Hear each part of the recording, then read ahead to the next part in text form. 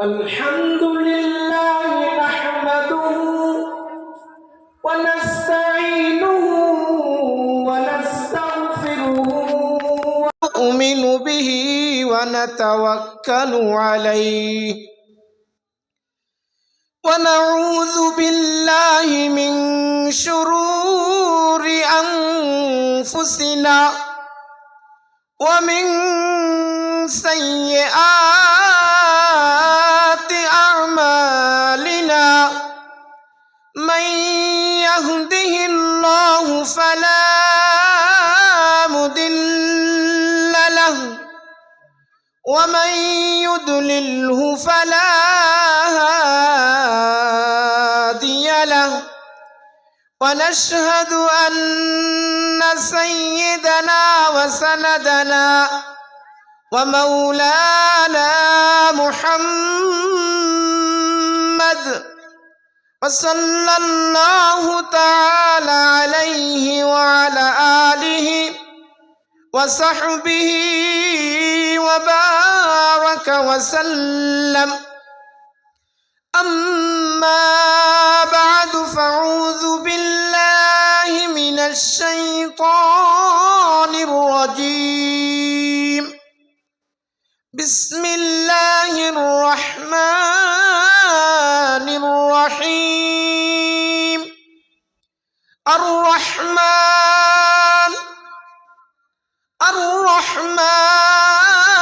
علم القرآن خلق الإنسان علمه البيان الشمس والقمر بحسبان والنجم والشجر يسجدان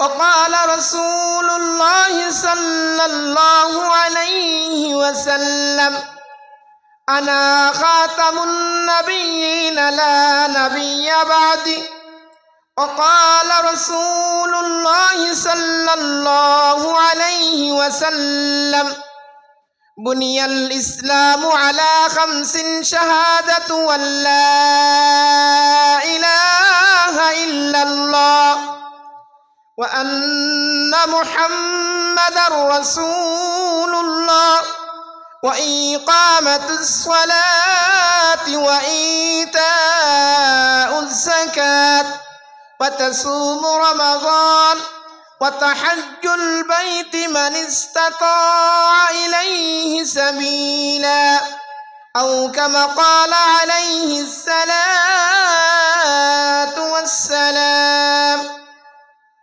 অধ্যকার আয়োজিত স্থানীয় ঐতিহ্যবাহী হাজের আলী উত্তরপাড়া জামে মসজিদ প্রাঙ্গণে আল ইসলামিয়া ফাউন্ডেশন এর আয়োজনে আজকের এই পবিত্র কোরআন তেলাওয়াত ও ইসলামী সঙ্গীত প্রতিযোগিতা পরবর্তী সন্ধ্যাকালীন দ্বীনি আলোচনা দ্বীনি মাহফিলে সর্বপ্রথম সেই মহান রব্বি করিমের দরবারে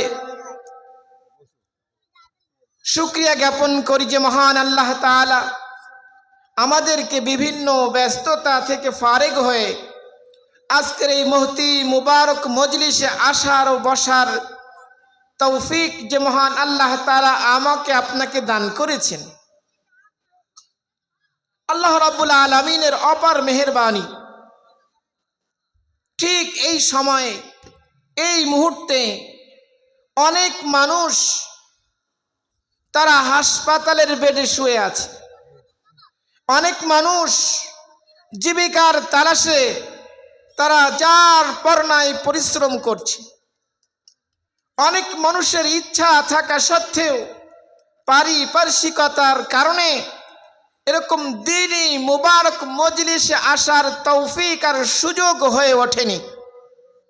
আবার অনেক আল্লাহর বান্দারা তো এরকম রয়েছে, আমি এই মহল্লায় বেশ কিছুদিন আল্লাহ তাআলা আমাকে এই মহল্লার সাথে যুক্ত রেখেছিলেন।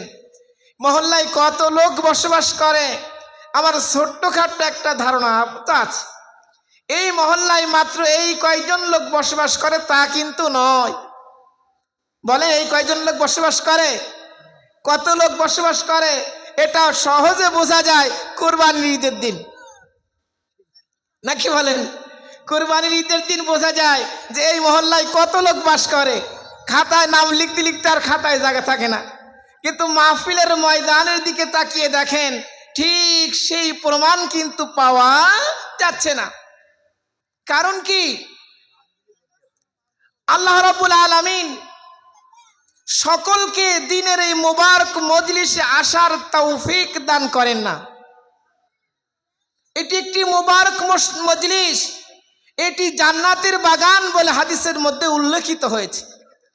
নবী করিম সাল্লাল্লাহু আলাইহি ওয়াসাল্লাম ইরশাদ করেন, যেখানে কোরআনের আলোচনা হয়, যেই মজলিসে কোরআনের আলোচনা করা হয়, আল্লাহর বড়ত্বের কথা বলা হয়, সাথে সাথে ফেরেশতারা মহান রব আল্লাহ রাব্বুল আলামিনের কাছে সংবাদ পৌঁছে দেয়, হে আল্লাহ, আজকের এই দিনে জানুয়ারি মাসের 10 তারিখ হাজর আলী উত্তরপাড়া মসজিদ প্রাঙ্গণে তোমার কিছু বান্দারা একত্রিত হয়েছে।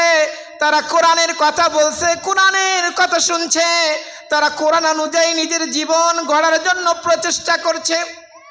আল্লাহ রাব্বুল আলামিন সাথে সাথে জান্নাত থেকে একটা স্পেশাল ফোর্স পাঠিয়ে দেন। এই ফোর্সের দায়িত্ব হলো এই প্যান্ডেলের এলাকায় যারা যারা এই মাহফিলে অংশগ্রহণ করার জন্য আগমন করেছে, আল্লাহর পক্ষ থেকে রহমতের ফেরেশতারা পুরা প্যান্ডেলকে ঘিরে নেয়। আল্লাহ রাব্বুল আলামিন সাথে সাথে ফেরেশতাদের মাধ্যমে খোঁজ লাগান, যাও আমার এই বান্দারা আমার কাছে কি চায়। হে আল্লাহ, তারা কোরআন বুঝতে চায়, তারা কোরআন অনুযায়ী জীবন গড়তে চায়, তারা জান্নাত থেকে দুনিয়াতে গিয়েছিল, আবার জান্নাতে ফিরে আসার জন্য তারা পরিকল্পনা করছে। আল্লাহ রাব্বুল আলামিন তখন ওই ফেরেশতাকে ডেকে বলেন, ওয়ালি ইজ্জতি ওয়ালি জালালি ওয়ালি কারামি কদ গফারতু লাহুম, যাও আমার ইজ্জতের কসম দিয়ে বলি, আমার বড়ত্ব আর শ্রেষ্ঠত্বের কসম দিয়ে বলি, তাদেরকে সুসংবাদ জানিয়ে দাও, আমি তাদের সবাইকে ক্ষমা করে দিলাম। ফেরেশতারা বলে, হে আল্লাহ, একটা ছোট্ট নোট আছে। কাহা বলো, কি নোট?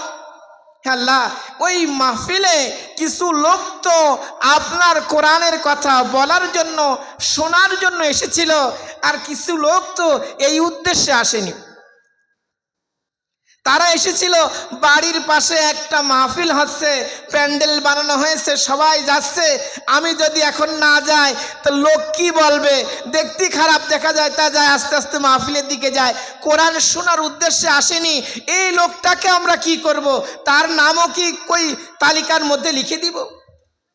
আল্লাহ রাব্বুল আলামিন দয়ার আধার, আল্লাহ তাআলা ক্ষমার সাগর, তিনি বলেন, যাও যেই লোকগুলি কোরআনের মজলিসে এসেছিল, বুঝুক আর না বুঝুক, ইচ্ছায় আর অনিচ্ছায় আসুক না কেন, আমার ক্ষমা তো অনেক প্রশস্ত, আমি তো মহান ক্ষমার অধিকারী, তাদের নামগুলি ওই ক্ষমাকারীদের তালিকার মধ্যে লিখে দাও। বলি সুবহানাল্লাহ। প্রিয় মুসল্লি ভাইরা, আজকে আমরা মাহফিলের আওয়াজ শুনছি, এলাকার যুবক ছেলেরা আল ইসলামিয়া ফাউন্ডেশনের উদ্যোগে একটা পরিশ্রম করে একটা পরিবেশ আমার আপনার সামনে সৃষ্টি করেছে, তারা অবদান রাখতে চেষ্টা করেছে।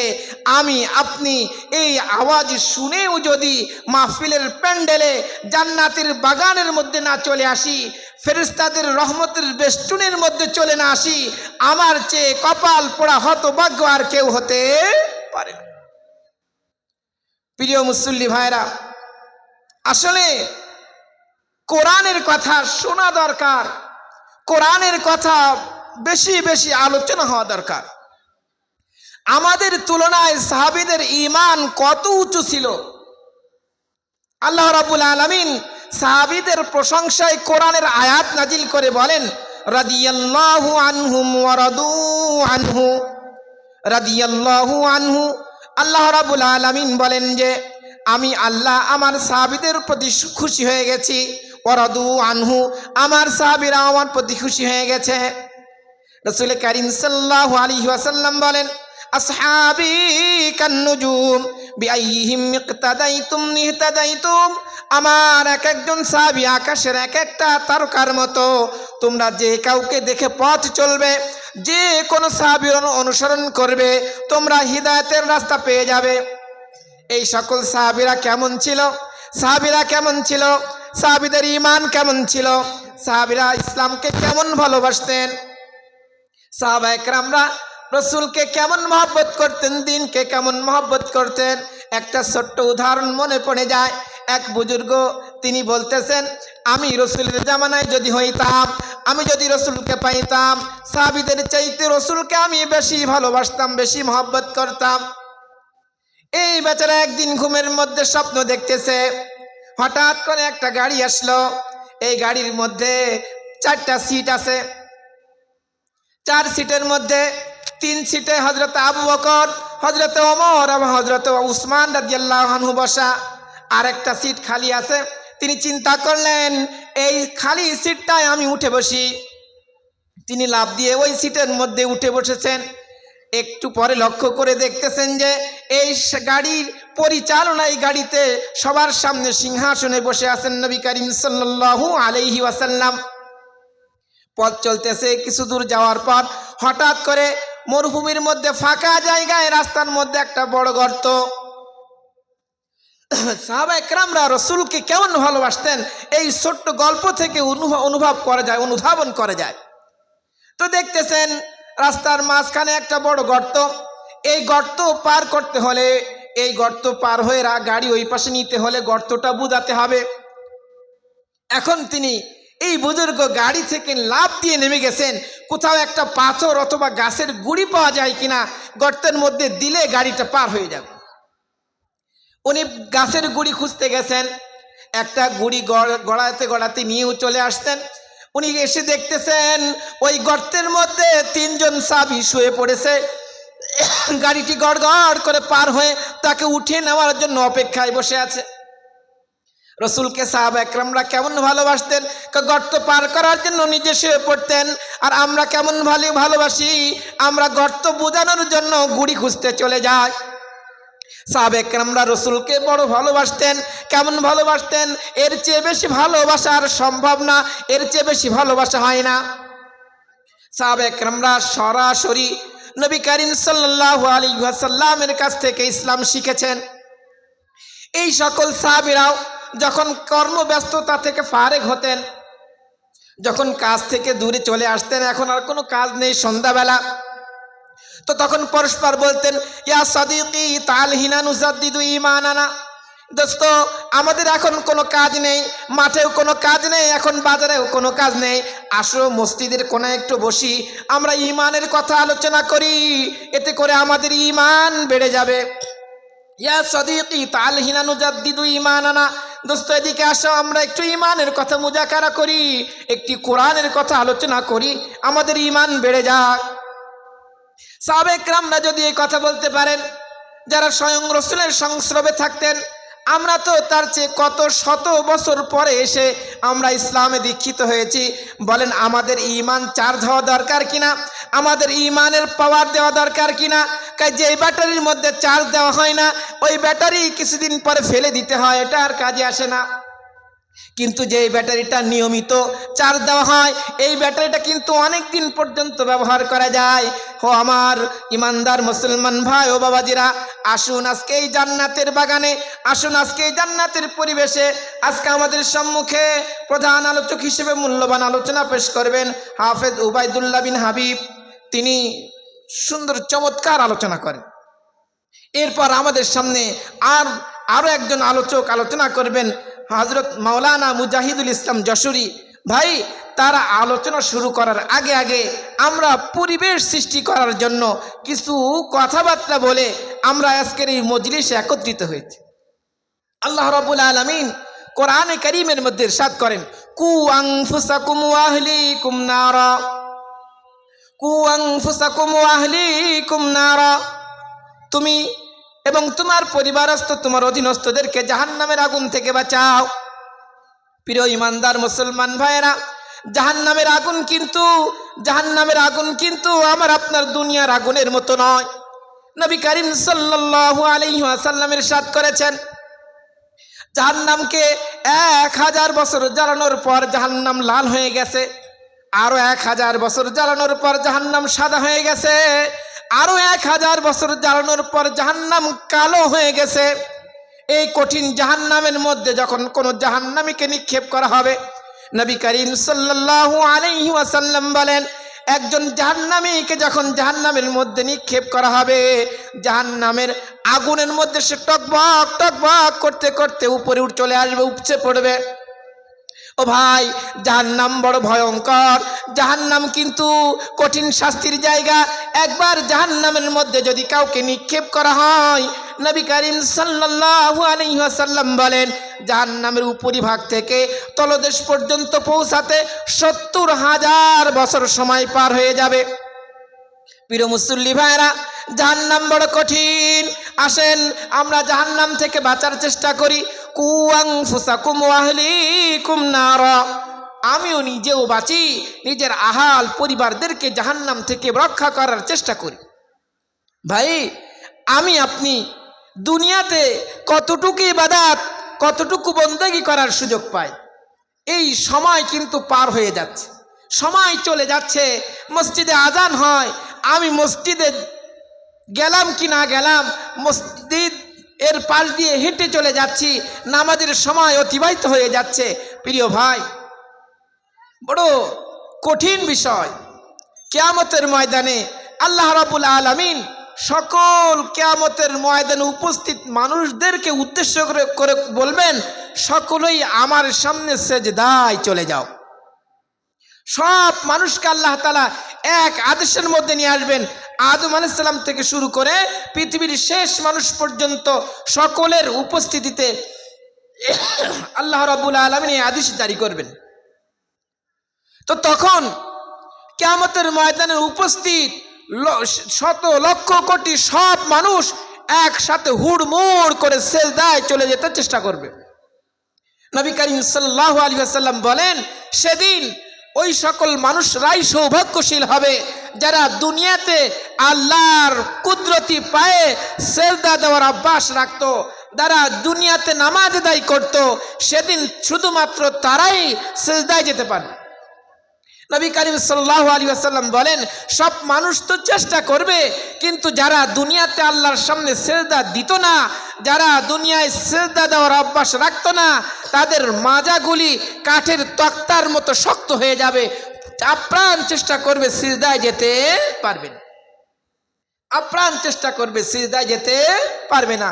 ও ভাই, আল্লাহ তাআলার কুদরতি পায়ে একটা সেজদা যদি কবুল করানো যায়, একটা সেজদা যদি কবুল করানো যায়, এক সেজদার ওসিলায় আল্লাহ তাআলা আমার আপনার কি করতে পারেন, নাজাতের ফয়সালা করে দিতে পারেন। একটা সেজদা কেমন দামি। একটা গল্প মনে পড়ে গেল, গল্পটা বাস্তব হোক আর না হোক, গল্পের শিক্ষাটা অতি বাস্তব। গল্পটা বাস্তব হোক আর না হোক, গল্পের শিক্ষাটা অতি বাস্তব। এক বুজুর্গ ফাঁকা এক বিরান জায়গা দিয়ে ঘোড়ার পিঠে আরোহণ করে চলে যাচ্ছে। তো নীরব নিস্তব্ধ এলাকা দিয়ে অতিক্রম কালে কোথাও থেকে তিনি কোরআনের আওয়াজ শুনতে পাচ্ছেন, কোরআন তেলাওয়াতের শব্দ। ঘোড়াটা তিনি কি করলেন, একটা গাছের সাথে বাঁধলেন, আর তিনি ওই ফাঁকা জায়গায় নেমে খুঁজতেছেন কোথা থেকে কোরআন তেলাওয়াতের আওয়াজ আসে। তিনি আস্তে আস্তে খুঁজতে খুঁজতে বুঝতে পারলেন, খুঁজে পেলেন একটা কবর থেকে কোরআন তেলাওয়াতের আওয়াজ আসতেছে। খেয়াল করে শুনি ভাই, আল্লাহর ওই বুজুর্গ ব্যক্তি, আল্লাহর ওই বান্দা ওই কবরের সামনে গিয়ে সালাম দিয়ে বলতেছে, আসসালামু আলাইকুম ইয়া আহলাল কুবুর, হে কবরবাসী, তোমার প্রতি আমার পক্ষ থেকে সালাম। তুমি যদি আল্লাহর ওয়াস্তে আমাকে একটু জানাও, আমি দুনিয়াতে অনেক দিন পর্যন্ত বিচরণ করেছি, কোনোদিন কোনো কবর থেকে তো কোরআন তেলাওয়াতের শব্দ শুনতে পাই নাই, তোমার কবর থেকে কেন কোরআন তেলাওয়াতের শব্দ শুনতে পাচ্ছি। এখন ওই কবর থেকে উত্তর আসতেছে। ভাই খেয়াল করি, গল্পটা যেমন হোক না কেন, শিক্ষাটা অত্যন্ত বাস্তব। ওই কবর থেকে আওয়াজ আসতেছে, দুনিয়াতে আমার কাছে নামাজ অতি প্রিয় ছিল, আমি খুব নামাজ আদায় করতাম, আর নামাজের শেষে আল্লাহ তাআলার কাছে দোয়া করতাম, হে আল্লাহ, তোমার সামনে সিজদায় পড়া আমার বড় পছন্দ, আমি মরে যাওয়ার পর কবরে তুমি আমাকে তোমার পায়ে সেজদা দেওয়ার অর্থাৎ কবরের মধ্যে নামাজ আদায়ের তুমি আমাকে একটু অনুমতি দিও। কোনো না কোনো একদিনের দোয়া আল্লাহ তাআলা কবুল করেছেন। এই ওসিলায় আমি এই 450 বছর ধরে কবরের মধ্যে আমি নামাজরত হয়ে আছি। বলেন সুবহানাল্লাহ। বুজুর্গ বড় আশ্চর্য হলেন আর বললেন, তোমার কত বড় খুশনসিব, তোমার কত বড় সৌভাগ্য, 450 বছর ধরে তুমি নামাজ পড়তেছো কবরের মধ্যে। ওই কবর থেকে আওয়াজ আসে, হে আল্লাহর বান্দা, হে বুজুর্গ, আপনার কাছে আমি একটা আরজি করি, একটা আবদার করি, বলেন আপনি আমার আবদার রক্ষা করবেন কিনা? বলো দেখি তোমার কি আবদার। যদি রক্ষা করার মতো হয় আমি অবশ্যই তোমার আবদার রক্ষা করার চেষ্টা করব। কবর থেকে আল্লাহর ওই বান্দা বলতেছে, তুমি দুনিয়াতে যে সেজদা আদায় করো একটা সেজদা তুমি আমাকে দিয়ে দাও, আমার এই 450 বছরের সেজদার সব তোমাকে দিয়ে দেব। আমার 450 বছর নামাজ সব আমি তোমাকে দিয়ে দেব, তুমি আমাকে দুনিয়ায় জীবিত থাকা অবস্থার একটা সেজদার সওয়াব তুমি আমাকে দিয়ে দাও। ভাই বড় শিক্ষণীয় কথা। মরার পর আমি যদি 450 বছর নামাজ পড়ি তার এক বিন্দু পরিমাণ মূল্য আল্লাহ তাআলার কাছে নেই, কিন্তু দুনিয়াতে যদি একটা সেজদা দিতে পারি এটা আল্লাহ তাআলার কাছে অনেক দামি, অনেক দামি, অনেক দামি। প্রিয় ভাই, আমি আপনি অবহেলা করে অলসতা করে নামাজে আসি না, নামাজের সময় পার হয়ে চলে যায়। প্রিয় ভাইরা আমার, কিয়ামতের ময়দানে জান্নাতীরা সব লাইন দিয়ে জান্নাতে চলে যাবে, জাহান্নামীরাও সারিবদ্ধ হয়ে জাহান্নামে যেতে বাধ্য হবে। ফেরেশতারা শিকলি দিয়ে বেঁধে তাদেরকে জাহান্নামের দিকে হাঁকাতে থাকবে। তো নবী করিম সাল্লাল্লাহু আলাইহি ওয়াসাল্লাম বলেন, এক জাহান্নামী ব্যক্তি যার ব্যাপারে জাহান্নামের ফয়সালা হয়ে গেছে, এই ব্যক্তি জান্নাতীদের কাতার ভেদ করে ওই পাশে যাইতে চাইবে। তো ঠিক এই যাওয়ার সময় কোন একজন পরিচিত লোকের সাথে তার সাক্ষাৎ হয়ে যাবে, তার সাথে দেখা হওয়ার সাথে সাথে বলবে, কি ব্যাপার, তুমি কোথায় যাচ্ছ? আমার জন্য জাহান্নামের ফয়সালা হয়েছে, আমি জাহান্নামের পথে যাচ্ছি। আমার জন্য তো জান্নাতের ফয়সালা হয়েছে, আমি জান্নাতে যাচ্ছি। দুনিয়াতে তুমি আমার বন্ধু ছিলে, দুনিয়াতে তুমি আমার বড় উপকারী একজন ব্যক্তি ছিলে, তুমি জাহান্নামে যাবে তা তো হতে পারে না। এই লোক কি করবে, ওই জাহান্নামীকে বগলের মধ্যে নিয়ে আরশে আজিমের সামনে উপস্থিত, হে রব্বে কারিম, হে আল্লাহ, আমার ঘনিষ্ঠ বন্ধু, আমার খুব কাছের ব্যক্তি, সে আমাকে অজুর পানি দিয়েছিল, সেই পানি দিয়ে অজু করে নামাজ আদায় করলাম, আমি এই নামাজ দিয়ে জান্নাতে চলে যাচ্ছি, আর আমারই বন্ধু জাহান্নামে চলে যাচ্ছে। হে আল্লাহ, তুমি তাকে জান্নাতে না দিলে আমি জান্নাতে যাব না, তুমি তাকে জান্নাতে না দিলে আমি জান্নাতে যাব না। আল্লাহ রাব্বুল কারীম কি করবেন, ওই জাহান্নামী ব্যক্তিকে জান্নাতি বন্ধুর সাথে বলবেন, যাও তাকেও তোমার সাথে জান্নাতে নিয়ে চলে যাও। প্রিয় মুসল্লি ভাইরা আমার, একদিনের ওযু যদি কবুল হয়ে যায়, একদিনের নামাজ যদি কবুল হয়ে যায়, একটা সেজদা যদি কবুল হয়ে যায়, একটা সালাম যদি কবুল হয়ে যায়, একটা অন্যের উপকার যদি কবুল হয়ে যায়, আমার নাজাতের জরিয়া হয়ে যাবে, আমার নাজাতের ফয়সালা হয়ে যাবে। কু আনফুসাকুম ওয়া আহলিকুম নারা। হে আমার মুসলমান ভাই ও বাবাজিরা, পর্দার অন্তরালে মা ও বোনেরা, আমরা মনে করি দুনিয়ার এই খাওয়া দাওয়া, এই আনন্দ ফুর্তি শেষ হয়ে গেলে আমার জীবন তো শেষ, আমার জীবন তো শেষ হয়ে গেল। আমার আপনার সামনে এক অনন্ত অসীম কাল অপেক্ষমান। দুনিয়ার জিন্দেগি তো একদিন না একদিন শেষ হয়ে যাবে, কিন্তু আখিরাতের জিন্দেগি একবার শুরু হলে আর কোনো দিন তা শেষ হবে না। নবী করিম সাল্লাল্লাহু আলাইহি ওয়াসাল্লাম সাহাবীদেরকে সহজ সরল উদাহরণ দিয়ে বুঝালেন। আমরা এই উদাহরণটার দিকে খেয়াল করি। দেখেন ভাই, নবী করিম সাল্লাল্লাহু আলাইহি ওয়াসাল্লাম বললেন, দুনিয়া কতটুকু?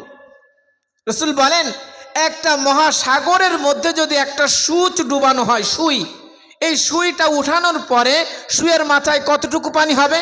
1 ফুটা সামান্য। 1 ফুটা পানি এই সাগরের মোকাবেলায় কি তুলনা করা যায়? না না, তুলনা করা যায় না। নবী করিম সাল্লাল্লাহু আলাইহি ওয়াসাল্লাম বললেন, হে আমার সাহাবীরা বোঝো, এই এক সূচের মাথায় এক ফোঁটা পানির তুলনা যেরকম মহাসাগরের মোকাবেলায় কিছুই না, দুনিয়ার এই ছোট্ট জিন্দেগি আখিরাতের তুলনায় কিছুই না। দুনিয়া শুরু হয়েছে, শেষ হয়ে যাবে। আখিরাত শুরু হওয়ার পর আর কোনোদিন তা শেষ হবে না। আমি যতটুকু নিজের জন্য করতে পারবো এতটুকুই আমার সাথে যাবে, এটুকুই আমরা নবী করিম সাল্লাল্লাহু আলাইহি সাল্লাম বলেন, ইয়াকুলুন নাস মালি মালি, মানুষেরা বলে আমার বাড়ি, আমার গাড়ি, আমার দোকান, আমার মাঠ, আমার ক্ষেত। মানুষেরা বলে, রাসূল বলেন বরঞ্চ মানুষের মাত্র তিনটি জিনিস নিজের। কয়টি জিনিস? তিনটি জিনিস মানুষের নিজের। যা তুমি খেয়েছো আর নিজের জীবন বাঁচিয়ে রেখেছো, যা তুমি পরিধান করেছো আর ছিঁড়ে ফেলেছো, আর যা তুমি ভালো কাজের উদ্দেশ্যে দান করেছো, এতটুকুই তোমার। এর বাইরে যা কিছু আছে তা সব অন্যের। বলেন, আজকে আমার মৃত্যু হয়ে যাবে, আমার মরার সাথে সাথে আমার দুনিয়াদারি, আমার ধন সম্পদ, আমার অর্থবিত্ত আমার কোনো কাজে আসবে? বলেন, এগুলি আমার কোনোই কাজে আসবে না, এগুলি আমার কোনোই কাজে আসবে না। নবী করিম সাল্লাল্লাহু আলাইহি ওয়াসাল্লাম বলেন, একজন মানুষ যখন মারা যায় তো তার কবর পর্যন্ত তিনটি জিনিস তার সাথে যায়। দুইটি জিনিস কবরে তাকে রেখে চলে আসে, আর একটা জিনিস তার সাথে থেকে যায়। প্রিয় মুসল্লি ভাইরা, নবী করিম সাল্লাল্লাহু আলাইহি সাল্লাম বলেন, যখন কেউ মারা যায় তো তখন তার আত্মীয় স্বজন, তার ধন সম্পদ এবং তার আমল কৃতকর্ম তার সাথে তার কবর পর্যন্ত চলে যায়। তাকে দাফন করার পর আত্মীয় স্বজন এবং তার ধন সম্পদ ইত্যাদি তার থেকে বিদায় নিয়ে চলে আসে, আর শুধুমাত্র তার সাথে তার কবরে অবস্থান করে তার কৃতকর্ম, তার আমল, সে যা ভালো কাজ করেছে, যা খারাপ কাজ করেছে, তার সব কিছু কবরের মধ্যে তার সাথেই থাকে। প্রিয় ভাইরা আমার, আমি আপনি দুনিয়ার এই ছোট্ট জিন্দেগিতে বিভোর হয়ে যদি, আত্মহারা হয়ে যদি আখিরাতকে ভুলে যায়, আখিরাতের চিন্তা থেকে গাফিল হয়ে যায়, আমি চরম ক্ষতিগ্রস্ত হয়ে যাব। ইয়া আইয়ুহাল্লাযীনা আমানু লা তুলহিকুম আমওয়ালুকুম ওয়ালা আওলাদুকুম আন যিকরিল্লাহ ومن يفعل ذلك فأولئك هم الخاسرون يا أيها الذين آمنوا لا تلهكم أموالكم ولا أولادكم عن ذكر الله দুনিয়ার মানুষ মনে রাখবে, হে ঈমানদারেরা, তোমাদের জন্য সন্তানের ভবিষ্যৎ গড়া আর সহায় সম্পত্তি অর্জন করার জন্য তোমাদেরকে আল্লাহর হুকুম পালন করা থেকে গাফিল না বানিয়ে দেয়, নামাজ থেকে দূরে সরিয়ে না দেয়। ওয়া ইয়াফআল যালিকা ফাউলাইকা হুমুল খাসিরুন, যে ব্যক্তি দুনিয়ায় আত্মমগ্ন হয়ে পড়ল, দুনিয়ায় যে ব্যক্তি বিভোর হয়ে পড়ল, সন্তানের ভবিষ্যৎ গড়ায় যে ব্যক্তি আত্মনিয়োগ করলো, আল্লাহর হুকুম থেকে গাফিল হয়ে গেল, আল্লাহ রাব্বুল আলামিন কোরআনের মধ্যে বললেন, এই ব্যক্তির দুনিয়াও ধ্বংস হয়ে গেল, এই ব্যক্তির আখিরাতও ধ্বংস হয়ে গেল। খাসিরাত দুনিয়া ওয়াল আখিরা, তার দুনিয়াও শেষ, তার আখিরাতও শেষ। দুনিয়াও শেষ, আখিরাতও শেষ। প্রিয় মুসলিম ভাইরা, আমরা মনে করি যে একটা উপায় তো হবে, একটা উপায় তো হবে। ছোট্ট একটা হাদিসের গল্প বলি, ছোট্ট 1 মিনিট লাগবে। নবী করিম সাল্লাল্লাহু আলাইহি ওয়াসাল্লাম ইরশাদ করেন, কিয়ামতের ময়দানে হযরত ইব্রাহিম আলাইহিস সালাতু ওয়াস সালামের পিতা আজর, হযরত ইব্রাহিমের পিতার নাম কি বলেন? আজর। তার পেশা কি ছিল? তিনি মূর্তি তৈরি করতেন আর মূর্তি বাজারে বিক্রি করতেন, মূর্তি তৈরি করে বাজারে বিক্রি করতেন। তো কিয়ামতের ময়দানে হযরত ইব্রাহিম আলাইহিস সালাতু ওয়াস সালামের পিতা আজর ইব্রাহিমের সামনে এসে দাঁড়াবেন। ইব্রাহিম আলাইহিস সালাতু ওয়াস সালামের, হযরত ইব্রাহিম আলাইহিস সালাম আল্লাহ রাব্বুল আলামিনের কাছে আরজি পেশ করবেন, হে আল্লাহ, হে রব্বে কারীম, আপনি দুনিয়াতে আমাকে অনেক পরীক্ষা নিয়েছেন, আমি সবগুলি পরীক্ষায় সফলতার সাথে পাশ করার চেষ্টা করেছি এবং আমি পাশও করেছি। আজ কিয়ামতের ময়দানে আমার আব্বা আমার কাছে একটা আরজি নিয়ে এসেছে, আপনি যদি তাকে জান্নাতে যাওয়ার অনুমতি দেন, এতে করে আমার পিতাও নাজাত পাবে, আমি বড় খুশি হয়ে যাব। বড় দামি কথা। আল্লাহ রাব্বুল আলামিন তখন হযরত ইব্রাহিম আলাইহিস সালামকে উদ্দেশ্য করে বলবেন, হে আমার দোস্ত ইব্রাহিম, ইয়া ইব্রাহিম খলিলুল্লাহ, হে আমার অন্তরঙ্গ বন্ধু ইব্রাহিম, আমার জান্নাতে তো কোনো কাফেরের প্রবেশ করাকে আমি হারাম ঘোষণা করেছি। অর্থাৎ ইব্রাহিম আলাইহিস সালামের পিতা হওয়া সত্ত্বেও সেই ব্যক্তিটি জান্নাতে যাওয়ার অনুমতি পাবে না, জান্নাতে যাওয়ার অনুমতি পাবে না। হযরতে নবী করিম সাল্লাল্লাহু আলাইহি ওয়াসাল্লাম ইরশাদ করেছেন, এই কথা শোনার পর আজর ভয়ে একেবারে কালো একটা শিয়ালের মতো হয়ে সেখান থেকে ছুটে পালাতে চেষ্টা করবেন। প্রিয় ভাই, আমার বাপ কি আমল করেছে এটা আমার কোনো উপকারে আসবে না, আমার সন্তান কি আমল করেছে এটা আমার উপকারে আসবে না, আমি কতটুকু করতে পারলাম এটাই আমার উপকারে আসবে, আর এটাই আসলে আমার আপন হিসেবে থাকবে। যে কথা বলছিলাম, কু আনফুসাকুম ওয়া আহলিকুম নারা, নিজে জাহান্নাম থেকে বাঁচাও, নিজের পরিবারস্থ হাল পরিবারদেরকে জাহান্নাম থেকে বাঁচাও। হে আল্লাহর বান্দা, হে মুসলমান, হে আল্লাহর প্রিয় বান্দারা, আল্লাহ রাব্বুল আলামিন কিন্তু আমাদের সামনে মুক্তির রাস্তা খুলে দিয়েছেন। আমি আপনি একটু মুক্তির রাস্তাটা ধরা দরকার মাত্র। আমি যদি একটু কোরআনকে আঁকড়ে ধরি, আমি যদি একটু ইসলামী অনুশাসনকে গ্রহণ করে নেই, আমি যদি একটু ইমানদার হয়ে যায়, তবে আমার আখিরাত সুন্দর হবে, আমার দুনিয়া তো সফল হয়েই যাবে, দুনিয়া তো সফল হয়েই যাবে। প্রিয় মুসলিম ভাইরা, একটু উদাহরণ আমি প্রায় সবসময় বলে থাকি, আমি আপনি দুনিয়াতে এসেছি চিরদিন থাকার জন্য, বলেন চিরদিন থাকার জন্য দুনিয়াতে আসেনি। দুনিয়ার এই জিন্দেগিতে পথ চলবো, সব সময় আমার মাথায় থাকতে হবে আমি জান্নাতে ছিলাম, আমাকে আবার জান্নাতে ফিরে যেতে হবে। আমি জান্নাতে ছিলাম, আমাকে আবার জান্নাতে ফিরে যেতে হবে। এই দুনিয়ায় যদি আমি আসক্ত হয়ে পড়ি, দুনিয়ায় যদি নিজেকে আমি গুলিয়ে ফেলি, তাহলে আমার কিন্তু আখিরাত নষ্ট হয়ে যাবে, আখিরাত নষ্ট হয়ে যাবে। একটি ছোট্ট উদাহরণ দেখেন, আমাদের এই গ্রামের পাশ দিয়ে একটা নদী আছে না, কপোতাক্ষ নদী। আমি ছোটবেলায়, আমি যখন একবারে ছোট, এরকম মাহিমদের বয়সে, আমি ছোটবেলায় আমি এই ঝিকর গাছা থেকে বাঁকড়ায় যেতাম আমার খালার বাড়ি। তো তখন এই বাস লাইন ছিল না, রাস্তা কোনো রকম ছিল কিন্তু বাস ছিল না, ওই সাইকেলের হেলিকপ্টার ছিল। সাইকেলের হেলিকপ্টার মানে সাইকেলের সামনে পিছনে দুটা কি করা এরকম বসার জন্য গদি বান্ধা, ওতে করে লোক নিয়ে যাওয়া হতো, এটাকে বল আমাদের এলাকায় হেলিকপ্টার বলতো। সাইকেলের হেলিকপ্টার পাওয়া যেত। তো বাঁকড়া থেকে, ঝিকরগাছা থেকে বাঁকড়ায় যেতাম। আমার অনেকবার দেখা আছে, প্রায় 2 ঘন্টা 2.5 ঘন্টা সময় লাগতো ঝিকরগাছা থেকে বাঁকড়ায় যেতে। আমি ছোটবেলায় অনেকবার গেছি। তো আমি দেখতাম যে একটা নৌকা যখন বানানো হয়, নৌকা কোথায় চলে বলেন তো ভাই? রাস্তায় চলে।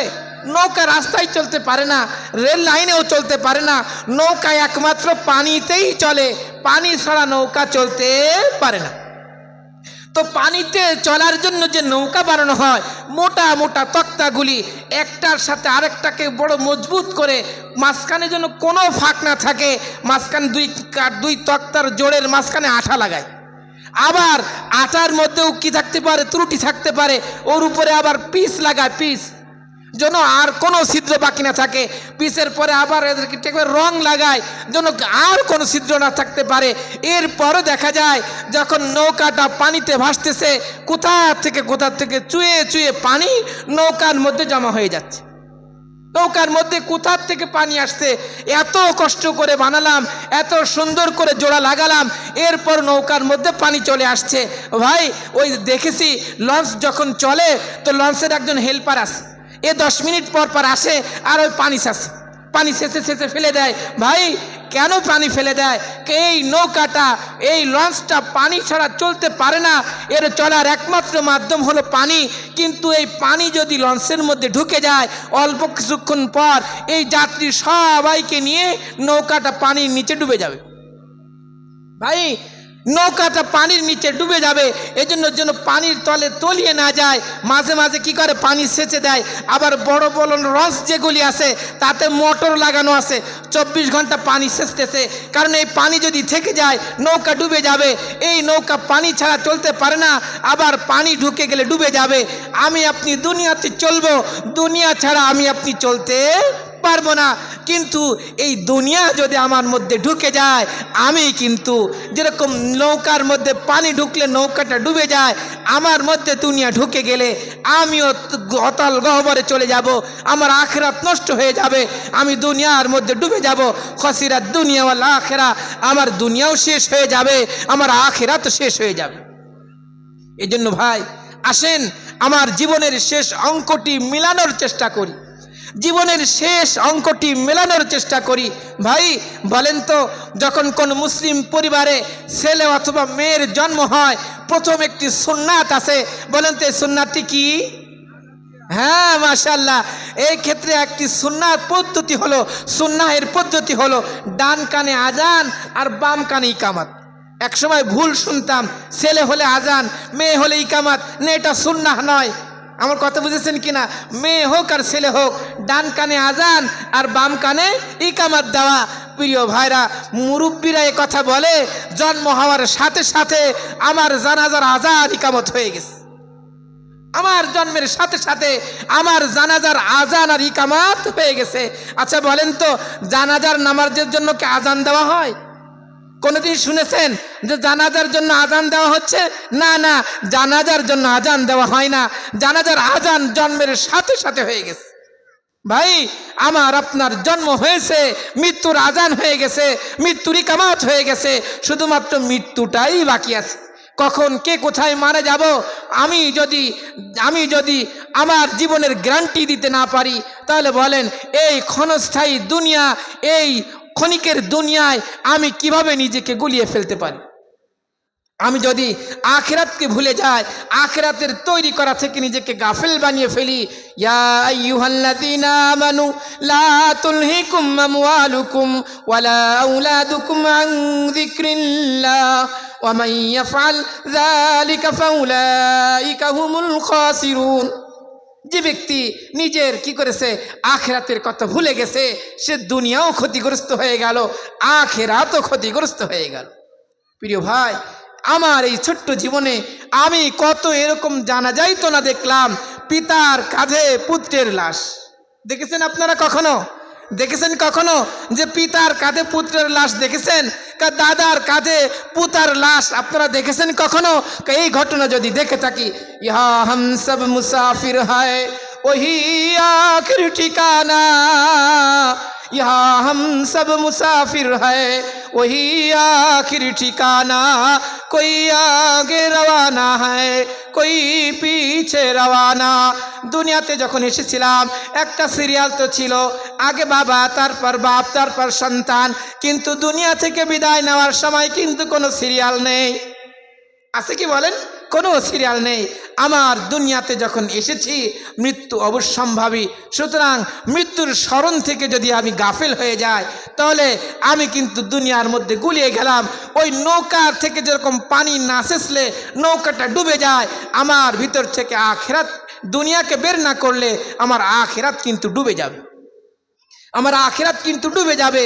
প্রিয় উপস্থিত মুসল্লি ভাইরা, দিনদার ধর্মপ্রাণ মুসলিম ভাইরা, আমরা সবসময় আখিরাতকে স্মরণে রাখার চেষ্টা করব। আকসিরুজ যিকর হাযিমিল লাযাতিল মাউত, অধিক পরিমাণে মৃত্যুর স্মরণ। নবী করিম সাল্লাল্লাহু আলাইহি সাল্লাম বলেন, যখন আমি বেশি বেশি মৃত্যুর স্মরণ করব, দুনিয়ার এই অহেতুক সুখ শান্তি ভালোবাসা আমার কাছে মিথ্যা মনে হবে। আমার কাছে কি মনে হবে বলেন? দুনিয়ার সুখ শান্তি বিলাসিতা আমার কাছে মিথ্যা মনে হবে, দুনিয়া আমার কাছে ধোঁকা মনে হবে। এই জন্য বেশি বেশি করে মৃত্যুর স্মরণ করা, মৃত্যুর স্মরণ থেকে গাফেল হয়ে না যাওয়া। প্রতিদিন যখন রাত্রে শুতে যায়, শোয়ার সময় বালিশে মাথা রেখে একটু চিন্তা করব, আমি এই দুনিয়ার জন্য তো আসিনি, আমি আখিরাতের জন্য এসেছি। আমি দুনিয়ার জন্য তো দুনিয়াতে আসেনি, আমি দুনিয়া থেকে আখিরাতের বাজার করার জন্য এসেছি। আর দুনিয়া মাজরাউল আখিরা, দুনিয়া হলো আখিরাতের বাজার করার জায়গা। মাজরা মানে ক্ষেত ফসল উৎপাদনের জায়গা। আমি দুনিয়া থেকে আমার আখিরাতকে প্রস্তুত করব। এই জন্যই তো আল্লাহ তাআলা জান্নাত থেকে আদম আলাইহিস সালামের মাধ্যমে আমাদেরকে দুনিয়াতে পাঠিয়ে দিয়েছে। আমি যদি দুনিয়াতে এসে আমার পূর্বপুরুষ, আমার আদি পিতা আদমের ইতিহাসকে ভুলে যায়, আমার আখিরাতকে ভুলে যায়, আমি যদি দুনিয়াকে নিজের শেষ ঠিকানা বানিয়ে নেই, আমার ক্ষতির কোনো শেষ থাকবে না। আল্লাহ রাব্বুল আলামিন আমার আখিরাতকে সুন্দর করার তৌফিক দান করেন। ওয়া আখির দাওয়ানা আলহামদুলিল্লাহি রাব্বিল আলামিন।